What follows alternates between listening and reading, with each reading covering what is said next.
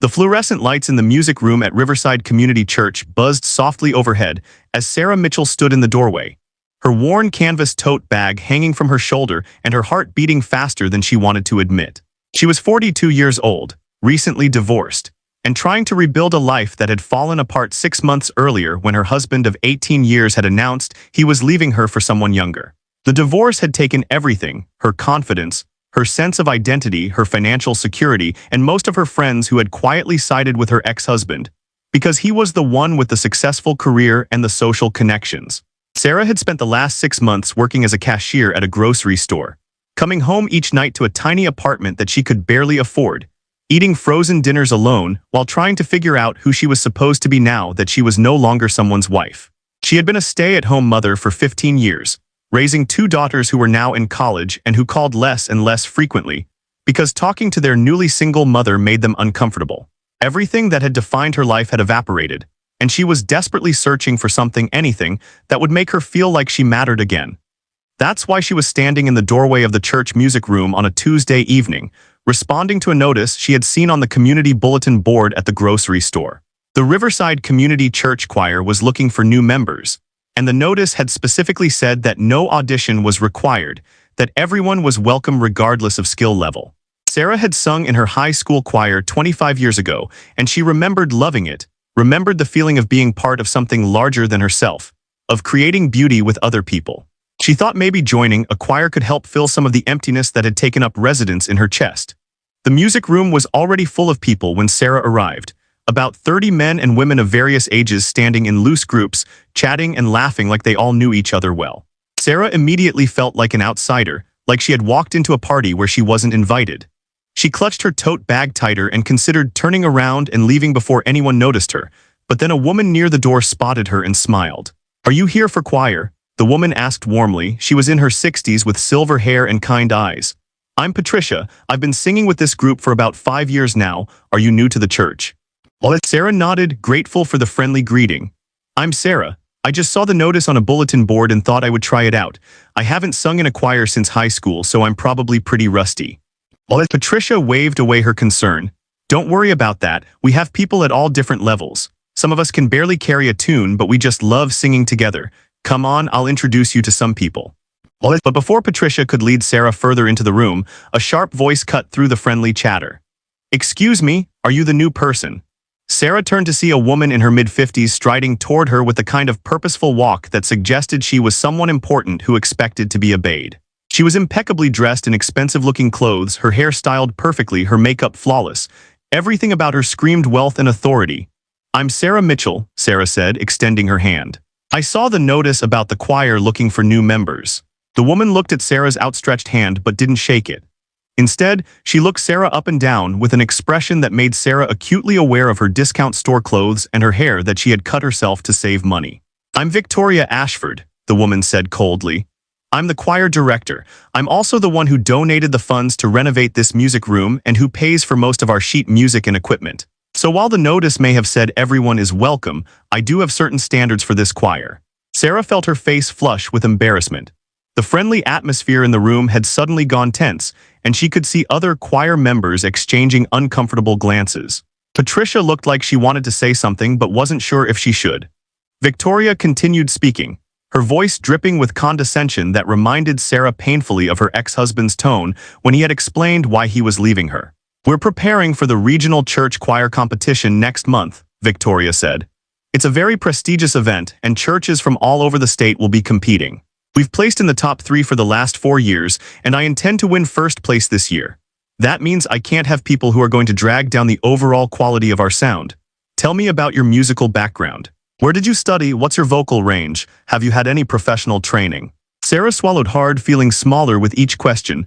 "I was in my high school choir," she said quietly. "I sang alto. I don't have any professional training. I just always loved singing, and I thought it would be nice to be part of a group again."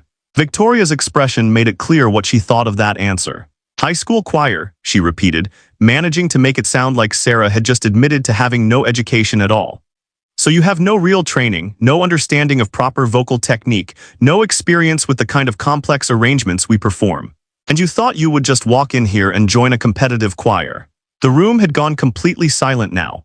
Everyone was watching the interaction, and Sarah could feel 30 pairs of eyes on her, witnessing her humiliation. She wanted to leave, wanted to run out of the room and never come back, but her feet seemed rooted to the floor. Victoria wasn't finished with her yet. "Let me be very clear," Victoria continued, stepping closer to Sarah in a way that felt deliberately intimidating. "This choir is not a hobby for bored housewives looking for something to do. This is a serious musical ensemble that represents our church at important events. We rehearse twice a week, we perform regularly, and we maintain a level of excellence that requires dedication and skill. I cannot in good conscience allow someone with your limited background to potentially damage what we've worked so hard to build." Sarah felt tears burning behind her eyes, but she refused to let them fall. She had cried enough over the past 6 months, and she wasn't going to give this woman the satisfaction of seeing her break. But the words hit her exactly where she was most vulnerable, in that place where she already felt worthless and invisible and like she had nothing to offer the world. Here was yet another person telling her she wasn't good enough, that she didn't belong, that she should just accept her place at the margins of life. Patricia finally found her voice. "Victoria, that's really not fair," she said, her tone gentle but firm. "The notice specifically said everyone was welcome, and the pastor approved that language. We're supposed to be an inclusive choir, not an exclusive club." Victoria whirled on Patricia with such sudden anger that the older woman actually took a step back. "The pastor doesn't understand what it takes to maintain a choir of this caliber," Victoria snapped. "He thinks we should just let anyone walk in off the street and join, regardless of whether they can actually contribute anything meaningful.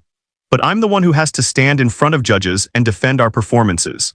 I'm the one whose reputation is on the line when we compete, and I will not lower my standards just to make everyone feel included." She turned back to Sarah, and her voice became even colder. "I'm sure there are other activities at this church that would be more appropriate for someone at your level. Perhaps you could volunteer in the nursery or help with the fellowship dinners. But this choir is not the place for you." Sarah finally found her voice, though it came out smaller than she wanted. "The notice said no audition required," she said. "It said everyone was welcome." Victoria laughed, and it was not a kind sound. "That notice was written by someone who doesn't understand how music works," she said. "If you insist on staying, I suppose I can't physically throw you out. But I'm telling you right now that you won't be able to keep up with the material, you'll struggle with the arrangements, and you'll end up embarrassing yourself. Save yourself the humiliation and find something else to do with your Tuesday evenings."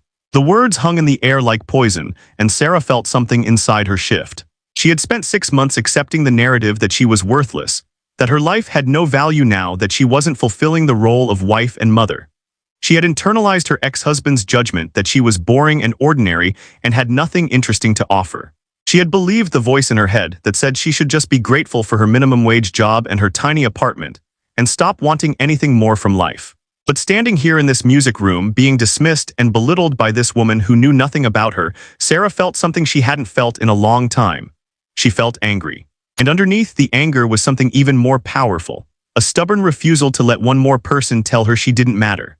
Sarah looked Victoria Ashford directly in the eyes and said quietly but firmly, "I'd like to stay and see how the rehearsal goes, if that's all right." Her voice didn't waver this time, and she stood up a little straighter, refusing to let this woman see how much the words had hurt. Victoria's eyes narrowed with irritation, clearly not accustomed to having her pronouncements challenged, especially not by someone she had already dismissed as insignificant. "Fine," Victoria said sharply, turning away from Sarah with a dismissive wave of her hand. "But don't say I didn't warn you when you can't handle the material. Patricia, put her with the altos in the back row. Maybe if she's far enough away from the judges at competition, they won't notice her." The casual cruelty in Victoria's tone made several choir members wince, but nobody spoke up to contradict her. Patricia gently touched Sarah's elbow and guided her toward the risers where the alto section stood. "Don't let Victoria get to you," she whispered. "She's always been difficult, but she's gotten worse since her daughter moved to California last year. I think she pours all her frustration into controlling this choir. Most of us just try to stay out of her way and enjoy the singing." Sarah nodded but didn't trust herself to speak yet. She took her place on the back riser next to Patricia and 2 other women who smiled at her sympathetically. One of them, a woman about Sarah's age with curly red hair, leaned over and whispered, "I'm Jennifer. Welcome to the war zone. Victoria once made a tenor cry during rehearsal because he came in 2 beats early. You handled that pretty well, all things considered." Victoria clapped her hands sharply to get everyone's attention. "All right, let's get started. We're wasting time. As I mentioned, the regional church choir competition is in 4 weeks, and we still have a tremendous amount of work to do. We'll be performing 3 pieces, a traditional hymn arrangement, a contemporary worship song, and a classical piece. The classical piece is where we can really distinguish ourselves from the other choirs, so that's what we'll focus on tonight. She walked over to a table stacked with sheet music and began distributing copies to each section. When she got to the alto section, she practically threw the sheets at Sarah without making eye contact, as if acknowledging Sarah's presence was beneath her. Sarah caught the papers and looked down at the title, Ave Maria by Franz Biebel, a beautiful and complex arrangement for double choir that Sarah vaguely remembered hearing performed by professional groups. Victoria returned to her position at the front of the room and picked up her baton. This piece requires precision, control, and a deep understanding of choral dynamics, she announced, looking pointedly at Sarah. It's not something you can simply fake your way through. Each section must be perfectly balanced, each entrance must be exact, and the emotional interpretation must be sophisticated. This is exactly the kind of piece that separates amateur choirs from truly excellent ones. She raised her baton, and the pianist, a young man in his 20s who had been sitting quietly at the upright piano in the corner, played the opening notes. The choir began to sing, and despite everything, Sarah felt a thrill run through her at the sound of all those voices blending together. The sopranos carried the melody with clear, bright tones, the tenors and basses provided the rich foundation, and the altos wove through the middle with harmonies that gave the piece depth and warmth. Sarah followed along with her sheet music, sight-reading the alto part and mouthing the words without actually singing, trying to learn the piece before she attempted to add her voice. But Victoria noticed immediately. She stopped conducting and pointed her baton directly at Sarah like a weapon. "You, in the back," Victoria said sharply. "Are you singing or are you just pretending? If you're going to waste my time and everyone else's time by standing there silently, you might as well leave right now." The entire choir stopped singing and turned to look at Sarah again, and she felt her face burning with embarrassment for the second time that evening. "I was trying to learn the part first," Sarah explained, her voice sounding defensive even to her own ears. "I wanted to make sure I understood it before I started singing." Victoria's laugh was harsh and mocking. "That's exactly what I expected. You can't even sight-read basic choral music. This piece is written in standard notation with clearly marked dynamics and phrasing. Any competent singer should be able to follow along from the first run-through. But of course, someone with only high school choir experience wouldn't understand that." Jennifer, the red-haired woman standing next to Sarah, spoke up. "Victoria, that's not fair. It's Sarah's first time seeing this piece. Most of us have been rehearsing it for 2 weeks already. Of course she needs a minute to familiarize herself with it." Victoria turned her cold gaze on Jennifer. "Then perhaps we should have a discussion about whether it's appropriate to bring in new members this close to competition when we don't have time to bring them up to speed." But since Sarah insisted on staying despite my clear advice that she wasn't ready for this level of choir, she'll have to keep up or accept that she's a liability to the group. She raised her baton again, from the top. "And this time everyone sings. That includes you, Sarah. Even if you get it wrong, I need to hear what I'm working with so I can decide if you're going to be a permanent problem." The pianist played the introduction again, and this time Sarah opened her mouth and sang along with the other altos. Her voice came out softer than she intended at first, tentative and uncertain, but as she found her place in the harmony, she began to sing with more confidence. The alto part was beautiful, weaving in and out of the other voices, sometimes supporting the melody and sometimes creating countermelodies that added richness to the overall sound. Sarah had always loved singing alto. In her high school choir, she had appreciated how the alto part was often the most interesting. Not as obvious as the melody, but essential to making the music complete. She followed the notes on the page, her voice growing stronger as she became more comfortable with the piece. She made a few mistakes, coming in late on one entrance and holding a note too long in another place, but overall she was keeping up reasonably well for someone seeing the music for the first time. But Victoria seemed determined to find fault with everything Sarah did. She stopped the choir repeatedly, each time directing her criticism at Sarah specifically. "Altos, you're dragging. Sarah, you need to watch the tempo." Then later, "The dynamics are all wrong in this section. Sarah, are you even looking at the markings on the page? And again, we're losing the blend. Sarah, your vibrato is too wide, you're sticking out like a sore thumb." After the 5th or 6th interruption, Patricia finally had enough. "Victoria," she said firmly, "Sarah is doing fine for her first rehearsal. You're being unnecessarily harsh. Maybe we should move on to one of the other pieces and come back to this one later." Victoria's face flushed with anger, and for a moment, Sarah thought she might actually lose her temper completely. But instead, she took a deep breath and set down her baton with exaggerated care. "You know what?" she said, her voice dangerously quiet. "I think we need to address the elephant in the room. Since several of you seem to think I'm being unfair, let's have a little demonstration. Sarah, come down here to the piano. Sarah's stomach dropped. She knew nothing good was going to come from this, but she also knew that refusing would make things even worse. She carefully climbed down from the risers and walked to the front of the room where Victoria and the pianist were waiting. The choir watched in uncomfortable silence, and Sarah could feel their sympathy mixed with relief that they weren't the ones being singled out. Victoria gestured to the piano bench. "Sit down," she commanded. "Since you seem so confident that you belong in this choir despite having no real musical training, let's see what you actually know about music. Can you play piano?" Sarah hesitated. She could feel the trap closing around her, could sense that Victoria was setting her up for even greater humiliation. "A little," she said cautiously. "I took lessons when I was younger." Victoria's smile was predatory. "Perfect. Then you can accompany yourself. Pick any song you want, play it on the piano, and sing it for us. If you can do that competently, I'll consider the possibility that maybe I misjudged you. But if you can't, I think we can all agree that you're out of your depth here and should find a more appropriate activity." Sarah stood frozen beside the piano bench, her mind racing through the impossible situation Victoria had just created. This wasn't about giving her a fair chance. This was about humiliation, about putting her in a position where she would fail publicly and be forced to leave with her dignity in tatters.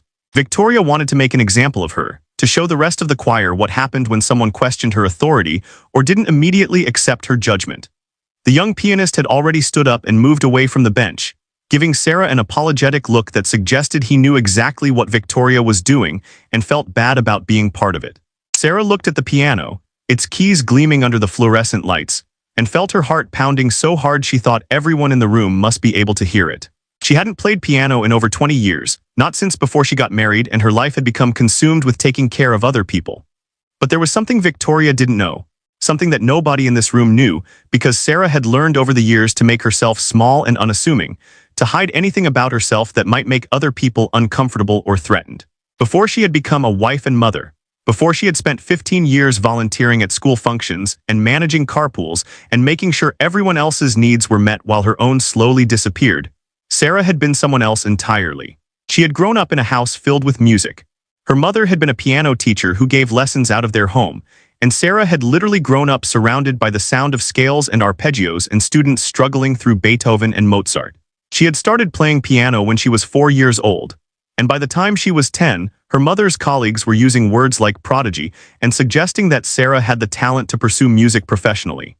Sarah had studied classical piano seriously through high school and into her first 2 years of college, winning regional competitions and performing at recitals where music professors had told her she had something special, a combination of technical skill and emotional expression that couldn't be taught. She had been planning to major in music performance, dreaming of becoming a concert pianist or perhaps a music teacher like her mother. But then she had met David at a college party during her sophomore year. He had been charming and confident and had pursued her relentlessly, making her feel special and chosen. When he proposed after they had been dating for only 6 months, her mother had urged her to wait to finish her degree first, to not give up on her musical dreams. But Sarah had been young and in love and convinced that she could have both a marriage and a career in music. She had been wrong. David had seemed supportive at first, but after the wedding, he had gradually made it clear that he expected her to focus on supporting his career, not pursuing her own ambitions. When she got pregnant with their first daughter during her senior year, dropping out of college had seemed like the practical choice. She had told herself it was temporary, that she would go back and finish her degree once the baby was older, that she would find time to practice piano and maybe even perform locally. But life had other plans. One child became 2, David's career demands became more intense, and the years had slipped away while Sarah convinced herself that being a good wife and mother was enough, that her own dreams didn't matter as much as her family's needs. She had stopped playing piano gradually, first because she was too tired, then because there was never enough time, and finally because sitting at the piano reminded her too painfully of the person she used to be and the future she had given up. The piano in their house had eventually been sold to make room for a bigger television that David wanted. Sarah had cried privately when the movers took it away, but she had told David it was fine, that she understood they needed the space, that she wasn't really using it anyway. That had been 10 years ago, and she hadn't touched a piano since. Until now. Standing in this church music room with Victoria Ashford's contemptuous gaze on her and 30 choir members watching with a mixture of sympathy and morbid curiosity, Sarah felt something shift inside her. She was tired of being dismissed, tired of being told she wasn't good enough, tired of making herself smaller to avoid threatening other people's egos. Victoria had assumed she was nobody, just another bored middle-aged woman with no real skills or talents. She had no idea who Sarah used to be. Sarah sat down on the piano bench and adjusted her position, her hands hovering over the keys. The muscle memory was still there, her fingers remembering the shape and weight of the keys even after all these years. She took a deep breath and let her hands settle into position. She didn't look at Victoria or the choir. She looked at the piano and remembered what it had felt like to play, really play, when music was the most important thing in her life. "What are you going to play?" Victoria asked impatiently. "We don't have all night." Sarah didn't answer immediately. She was thinking about what piece would be appropriate for this moment, what would demonstrate not just that she could play, but that she had been trained at a level Victoria clearly didn't expect. She needed something technically challenging enough to be impressive, but also emotionally powerful enough to connect with the choir members who were watching. And then she knew exactly what to play. "Claire de Lune by Claude Debussy," Sarah said quietly. "I'll play that and sing O mio babino caro over it." It was an unusual combination, taking one of the most beautiful piano pieces ever written and pairing it with an aria from Puccini's opera Gianni Schicchi. But Sarah had performed this arrangement at a competition when she was 19, and it had brought the audience to tears. Victoria looked momentarily surprised, and Sarah saw a flicker of uncertainty cross her face. These were not simple pieces. Claire de Lune required a delicate touch and sophisticated understanding of dynamics and phrasing. The aria required vocal control and the ability to convey deep emotion through both voice and piano simultaneously. Victoria had expected Sarah to fumble through Twinkle Twinkle Little Star or maybe a simple hymn. She had not expected this, but she recovered quickly, her expression returning to its usual condescension. "How ambitious," she said with a thin smile. "Please go ahead. I'm very interested to see how someone with your limited background handles Debussy and Puccini."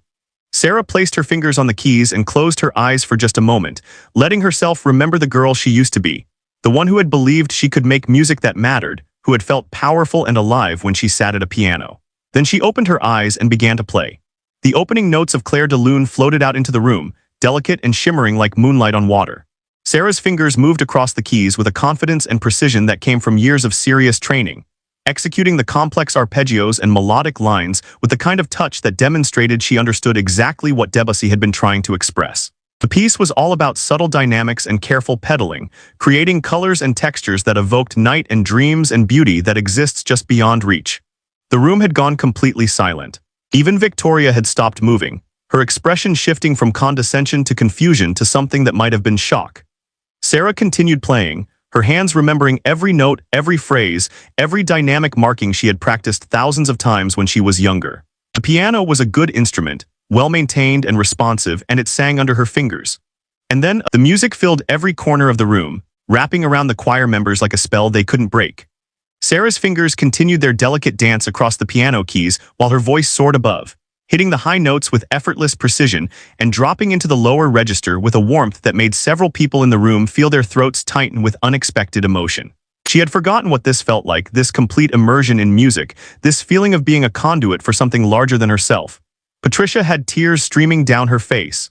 Jennifer's mouth was hanging open in shock. The young pianist who had been playing for the rehearsal was watching Sarah's hands with an expression of pure awe, clearly recognizing the level of technical skill required to play Debussy while simultaneously singing Puccini. Even the choir members who had been chatting quietly in the back had moved closer, drawn by the unexpected beauty of what they were hearing.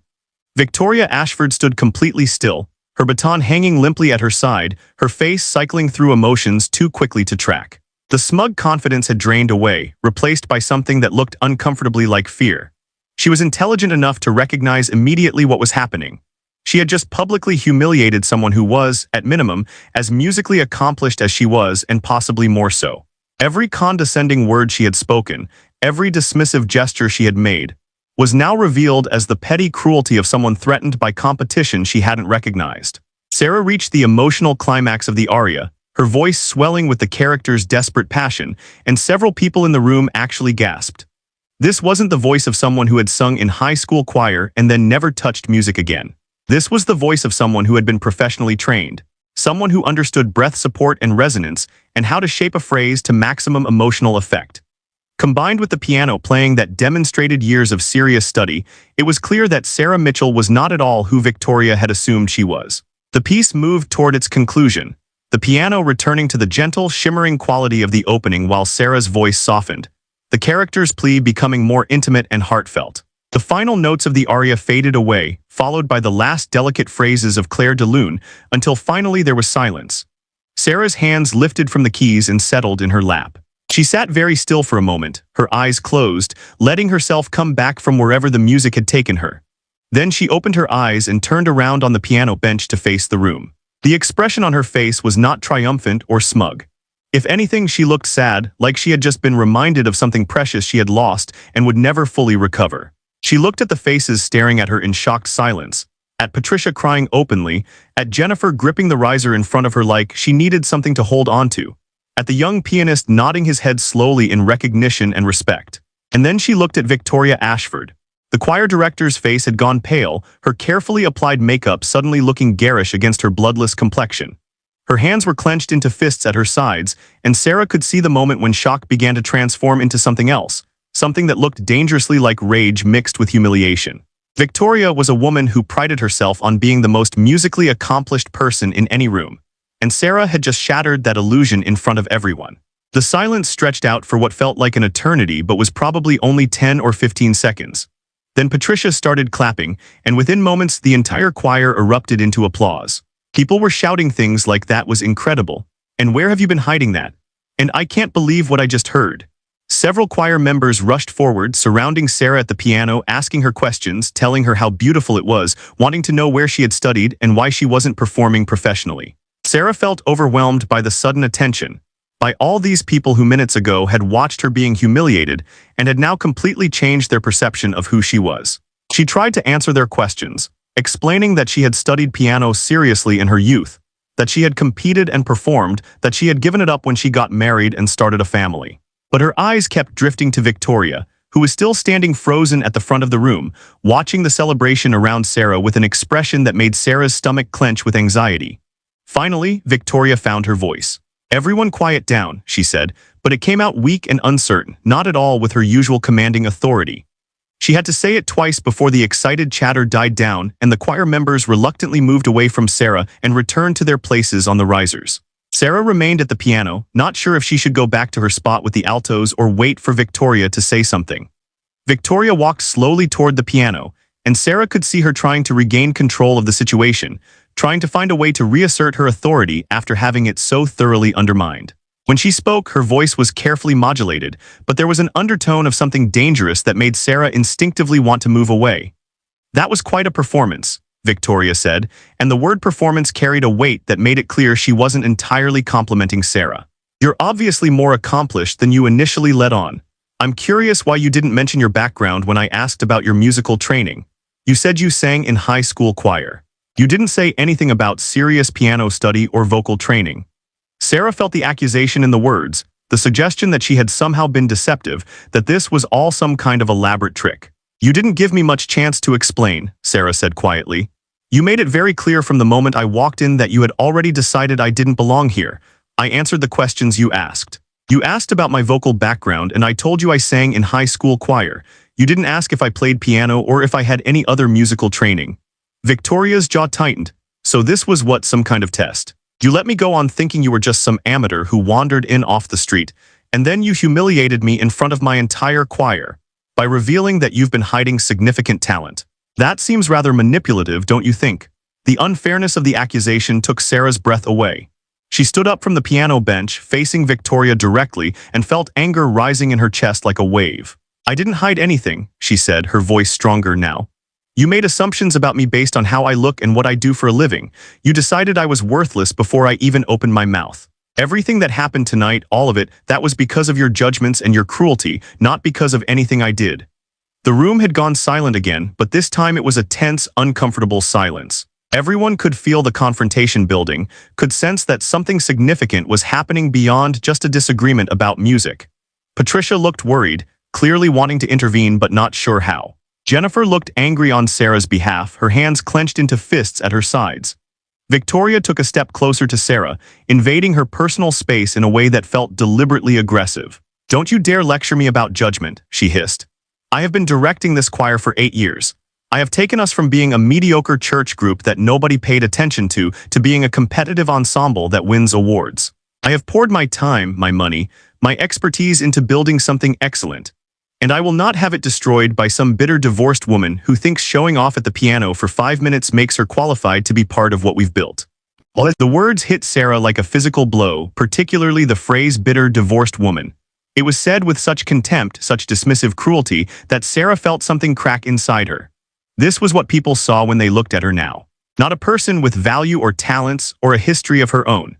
Just another discarded middle-aged woman who was invisible, except when she was being judged for not being young or successful or relevant anymore.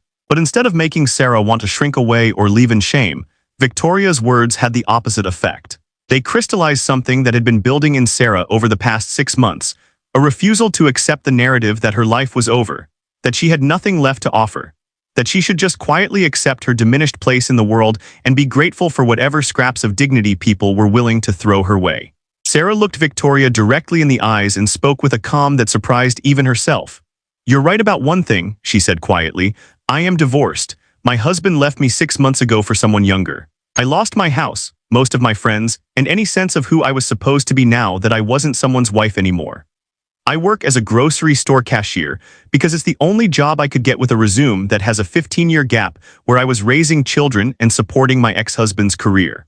I live in a tiny apartment that I can barely afford, and most days I feel invisible." She paused, and the room was so quiet that the buzz of the fluorescent lights seemed deafening. "But here's what you're wrong about," Sarah continued, her voice growing stronger. "I didn't come here tonight to show off or to humiliate anyone. I came because I saw a notice that said everyone was welcome, and I desperately needed to be part of something that made me feel alive again. I walked through that door hoping to find a community, hoping to remember what it felt like to make music with other people. And instead, I found you." Victoria's face was flushed now, her breathing shallow with barely controlled anger. "If you think that little performance earned you a place in my choir, you're delusional," she said. "Yes, you can play piano. Yes, you have some vocal training, but this isn't about individual talent. This is about being part of an ensemble, following direction, and maintaining the standards I've established. And frankly, I don't trust that you can do any of those things." Patricia stepped forward, her voice shaking slightly but determined. "Victoria, this is getting ridiculous. Sarah has more than proven she has the musical ability to be part of this choir. What you're doing now isn't about standards or excellence. It's about your ego being threatened. And I think we need to talk about whether this behavior is appropriate for someone who's supposed to be leading a church choir." Several other choir members murmured in agreement, and Sarah could see Victoria's eyes darting around the room, assessing how many people were turning against her. The choir director had always ruled through a combination of her financial contributions to the church and the fear of her sharp tongue. But something had shifted tonight. The choir members had seen Victoria's cruelty up close, had witnessed how she treated someone she perceived as beneath her, and many of them were clearly uncomfortable with what they had seen. Victoria turned on Patricia with sudden venom. "You want to talk about what's appropriate? Fine. Let's talk about the fact that half of you can barely carry a tune, but I've worked with you patiently for years, bringing you up to a level where we can actually compete. Let's talk about how I've subsidized this choir out of my own pocket, because the church budget for music is pathetic. Let's talk about how I could be spending my Tuesday and Thursday evenings doing something enjoyable instead of trying to turn amateurs into something resembling actual musicians." The words hung in the air like poison, and Sarah could see the impact on the faces around the room. People looked hurt, shocked that Victoria would speak about them this way, that she apparently viewed her role as choir director as a burden she shouldered out of obligation rather than something she genuinely cared about. The illusion of Victoria as the dedicated musical leader who pushed them to excellence was crumbling, revealing someone bitter and controlling who used her position to make herself feel superior. Jennifer spoke up from her spot on the risers. "If that's really how you feel about us, Victoria, then maybe you shouldn't be directing this choir at all. Nobody asked you to donate money or sacrifice your precious time. You volunteered for this position, and we all thought it was because you loved music and wanted to share that with the church community. But it's pretty clear now that you just wanted control and a captive audience to lord over." More voices joined in, people who had apparently been holding back frustrations and resentments for years, suddenly feeling brave enough to speak up now that Victoria's authority had been so thoroughly challenged. Someone mentioned the time Victoria had reduced a new soprano to tears during her first rehearsal. Someone else brought up how Victoria had refused to let anyone else have input on the music selections, insisting that only her judgment mattered. The floodgates had opened, and everything that people had been silently enduring was pouring out. Victoria's face had gone from pale to bright red, and her hands were shaking with rage. "You're all ungrateful," she spat. "Every single one of you. I've given this choir everything, and this is how you repay me. By siding with some nobody who walked in off the street and played one decent piece on the piano? Fine. If that's how you all feel, then I quit. I'm done. You can all find yourselves a new director and see how far you get without me." She threw her baton down on the floor where it clattered loudly against the tile, grabbed her designer handbag from a chair near the piano, and stormed toward the door. But before she left, she turned back and looked directly at Sarah with pure hatred in her eyes. "This is all your fault," she said, her voice shaking. "You came in here and ruined everything with your little performance. I hope you're happy with yourself." And then she was gone, the door slamming behind her with enough force to rattle the music stands. The choir stood in stunned silence, looking at each other uncertainly, not quite sure what had just happened or what they were supposed to do now. Sarah felt a complicated mix of emotions. Guilt that her presence had somehow triggered this explosion. Relief that she wouldn't have to endure any more of Victoria's cruelty, and anxiety about what would happen to the choir now. Patricia was the first to move. She walked down from the risers and over to Sarah, putting a gentle hand on her arm. "Are you okay?" she asked softly. "That was intense. I'm sorry you had to deal with that on your first night here." Sarah nodded, though she wasn't sure okay was exactly the right word for what she was feeling. "I didn't mean for any of this to happen," she said. "I just wanted to sing in a choir. I didn't want to cause problems." "You didn't cause anything," Jennifer said firmly, coming over to join them. "Victoria has been a problem for years. We all just put up with it because we didn't think we had any choice. She controlled the money, she had connections with the church leadership, and honestly, most of us were too intimidated to stand up to her. But what she did to you tonight, how she treated you, that crossed a line. You just happened to be the person who finally made us all see it clearly." The young pianist approached the group hesitantly. "I'm Marcus," he said, introducing himself to Sarah for the first time. "I just want to say that what you played tonight was genuinely remarkable. I'm a piano performance major at the conservatory, and I recognized immediately that you've had serious training.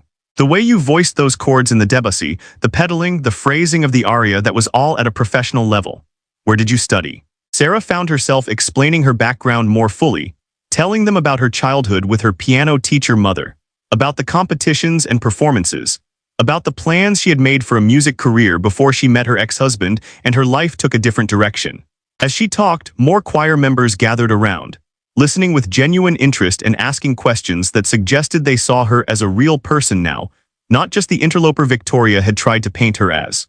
"So what do we do now?" someone asked. "We don't have a director and we have that competition in 4 weeks. Victoria was right about one thing, we do need someone to lead us if we're going to compete." Everyone looked at each other uncertainly. The church pastor would have to be informed about Victoria's resignation. They would need to find a replacement director, which might take weeks or even months. The competition they had been preparing for would probably be impossible now. All the work they had put in over the past month seemed wasted. And then, slowly, multiple people turned to look at Sarah. She felt her stomach drop as she realized what they were thinking. "Oh no," she said quickly, holding up her hands. "I can't direct a choir. I've never done anything like that. I was just a piano student and a singer. I don't know anything about conducting or managing an ensemble." Patricia smiled gently. "You clearly know music at a very high level," she said, "and you've shown more grace and dignity in one evening than Victoria did in 8 years. Maybe you don't have formal conducting experience, but none of us care about that. We just need someone who will treat us with respect and help us learn. Would you at least consider it?" The silence that followed Sarah's performance felt almost sacred, as if the entire sanctuary had transformed into a space where something truly extraordinary had just occurred. Margaret stood frozen near the piano, her earlier smugness completely evaporated from her face, replaced by an expression that cycled between shock, disbelief, and something that might have been the first glimmer of genuine respect.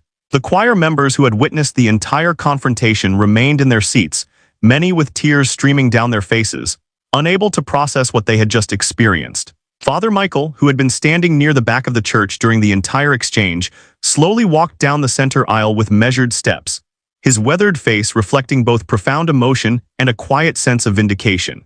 Sarah sat motionless on the piano bench, her hands still resting lightly on the keys, her breathing gradually returning to normal as the intensity of the moment began to settle. She had poured every ounce of her pain, her frustration, her years of feeling inadequate and overlooked into those final passages, and the physical and emotional exhaustion now washing over her was almost overwhelming.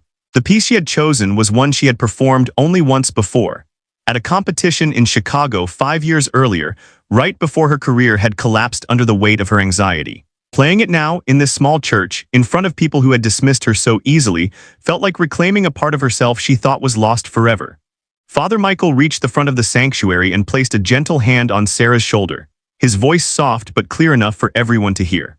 He told her that in his 40 years of ministry, he had witnessed many moments of grace, but what she had just shared with them was something he would carry with him for the rest of his life. He explained that true talent combined with genuine humility was a rare gift, and that her willingness to serve quietly despite possessing such extraordinary skill spoke volumes about her character. Several choir members began to applaud, slowly at first, then building into genuine, heartfelt appreciation that filled the sanctuary with sound. Margaret remained silent for a long moment, her face flushed with what appeared to be a complicated mixture of embarrassment and reluctant admiration. She cleared her throat several times before finally speaking, her voice noticeably lacking its usual sharp edge. She admitted with visible difficulty that she had made assumptions about Sarah that were clearly wrong and that her behavior had been unprofessional and unkind. The apology was stilted and incomplete, but it was more than anyone had expected from someone who had spent the past month wielding her position like a weapon against anyone she deemed unworthy. One of the older choir members, a woman named Dorothy who had been part of the church for over 30 years, stood up and addressed the group with surprising firmness.